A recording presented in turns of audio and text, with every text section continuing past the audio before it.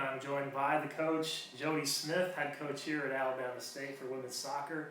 Going to look at last week ahead, and off the top are, of course, looking at the SWAC Conference Player of the Week. We took home 2 of the 3 awards. Right. Inma Martinez, the junior transfer from Missouri Valley College, got Offensive Player of the Week. Right. And then you look in goal, and Gianna Guyot doing what she does for the 4th time this season, getting SWAC Goalkeeper of the Week. So how good were these 2 players over the weekend?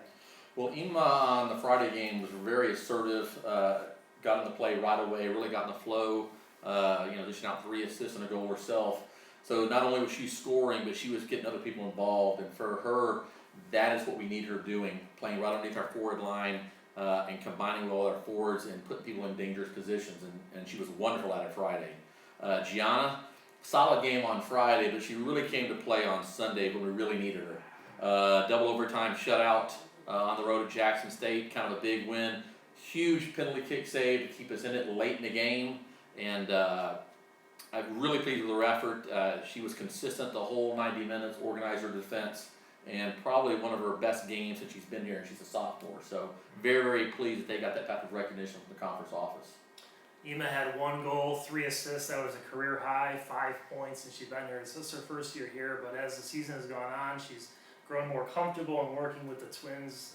Lewis is up front to be that kind of that third piece that you needed offensively, right? Exactly. We need someone to put them in, find them in spaces. We try to play through her feet, let her pick her head up and distribute the ball. And Friday, probably her most complete game of the year. So what was working for her so well against Southern?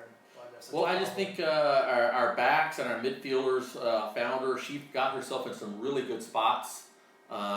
Showing back for the ball, getting in a good zone, not hiding where we could find her. And then as she was able to turn and combine, she would find our attacking players in dangerous spots. So we can continue to play within ourselves and have that type of tactical play where we can combine, play through her, and let her find people. We'll be really clicking on all cylinders. Lewis twins combined for 3 goals in the opening 21 minutes, so they really took charge of this game. Pretty much from the get-go, we really led all the way through wire to wire. Very convincing 6-2 win. You followed it up on Sunday, a completely different game. Right. You go up to play Jackson, a team playing well defensively, and then you find yourself in a 0-0 game. Right. So what was that like? Completely opposite from Friday night. Well, since I've been here, Jackson State has kind of been, aside from A&M, a really big rival of ours. Howard has kind of come in, but consistently. Jackson State's always been there. We always have battles with them. It's exactly what we expected. I did not think it would be a high-scoring affair. I thought 1 or 2 chances might win it for either team. And I'm really pleased with our play defensively that, we were engaged. We had a couple breakdowns, but by and large, we dodged bullets, battled hard, kind of grinded it out for, 110 minutes. And being that there was a Sunday game after a Friday game, that's very pleased to see that our conditioning and the things that our out of season conditioning, the players dedicate themselves, and those are the type of games that you need them in. Yeah, you always talk about that, right? The Sunday game after the Friday game, not having that letdown, having your energy up. Right. Gianna, though, with 7 saves, she gets a shutout. And you talked about a play where she came over and made a real critical stop. Can you describe that play and what she was able to do? Well, they were combining. Well, they were starting to get. It was in the first overtime. Still 0-0. It's golden goal. So it's, sudden victory, sudden death, whatever you want to call it. And they combined. They got in behind us. There was a ball played across, and she really had to extend and just nudge it past the far post. I think it would have gone in. There was a player coming on, so she realized to maintain some concentration, to play the ball, get it away, not parry the ball out of the goal mouth, not back towards the defender. It's a really hard thing to do, especially when you have someone bearing down on you. She continues to improve. Her goals against average is now down to 1.86 on the season. So we have seen this number continue to dwindle in the positive direction that you were hoping for. Right. You look at the ranks, among the best, especially in conference-only matches. Her save percentage up in the 840 zone, right around there, which is what you like to see. Saves, top 3, gets the shutout, and now her 4th nod for goalkeeper of the week. So you really, when you come to the end of the season and look at what she's put together here with all these awards, you have to consider her as one of the top conference players, right? I would feel like she is, and missing in that is the fact that, Gianna's really starting to play well for us, but on top of that is she's grown in confidence with her defenders in front of her. Mercedes and Alana, our two center backs, are growing confidence-wise. Gianna's growing confidence. Brittany Harris has moved into a starting role. On the right side, Kayla Edwards has been solid all year. And that group is really starting to play well. And as they start to play well, she gains confidence in the things that she can do. So those two factors lead to a lot of good success. Well, Manning, she missed some games there, so you didn't really have the same four protecting the goal there. No. And she came back, and it seemed to give the team a good lift there, what she's been able to do. Right, once we kind of settled in on who our four were and had a consistent four, you've seen our play, especially defensively, really improve. Especially from last year, the number of goals we conceded, especially in our out-of-conference portion of the season, is down dramatically. And when, if the team can't score, they can't win. It gives your team a better chance to win, and we're starting to cluck offensively, so a lot of things are starting to come into play. 4-2-2 now in the conference. They've slid into that fourth position in the standings. They can still move up. Some big games this weekend. You got Mississippi Valley coming here Friday at 7 o'clock. That's always a good clash.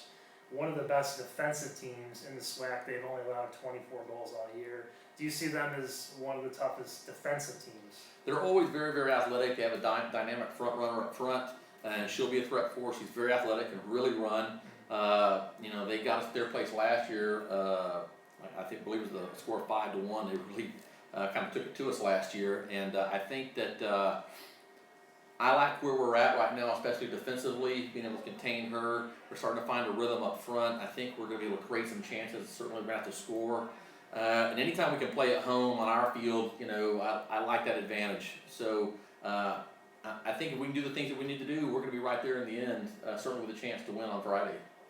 Alabama State, they are leading the conference in goals scored by a good margin, but Mississippi Valley comes in with a lot of good defense. They have one of the top goal contenders, so it's really offense against defense, and a big storyline here coming into Correct. it. What are we going to be able to find a rhythm offensively and create chances? Are they going to shut us down? And they're very much of a counter-attacking team. Are we going to play engaged for 90 minutes, not lose some concentration, and let her get behind us? Because we will not be able to catch her. I mean, she is that fast. So a lot of different styles of play. Who's going to be able to dictate the play is going to win. Going back to Inma Martinez, she was also we just found this out about a half an hour ago that she's up for the Hero Award of the Week, which is a nomination list to the top Division I women's soccer players in the country. So go out and vote for Inma. We'll have a link up so you can go and vote for her and support ASU athletics here. She'll be going up against a lot of great players who played very well this past week. Correct. So it's based on a polling basis. So whoever gets the most votes is going to take it. Yeah, definitely vote for Inma, no doubt about it. Then to look ahead to Sunday, we have Alcorn coming in here, a team that we've fared very well against in recent history. They've struggled. They come in, they've lost 5 straight. I don't know what they'll do on Friday, but they're riding a 5-game losing streak. What's the danger of facing a team that is coming in on a losing streak? For me, complacency. Players always look ahead. You tell them not to try to play one game at a time, but they know what's lurking on the horizon. And for us, it's complacency. Do we take an opponent for granted? And as soon as you start to do those things, you pay a price. So it's going to be up for the coaching staff for us to keep us on an even keel. Again, it's the second game of the weekend, having our legs fresh after after a battle on Friday night, and we're going to have to come out and play 90 minutes again, and not lose concentration, not take any game for granted, one game at a time, and hopefully you protect against those things. All right, sounds good, Coach. Once again, Friday, 7 o'clock here, ASU Soccer Complex against Mississippi Valley. And then Sunday, 1 o'clock, also here against Alcorn. 2 big conference matches that will determine where this team is seeding-wise come SWAC tournament time. So come out and support the Hornets. Go Hornets! Go Hornets!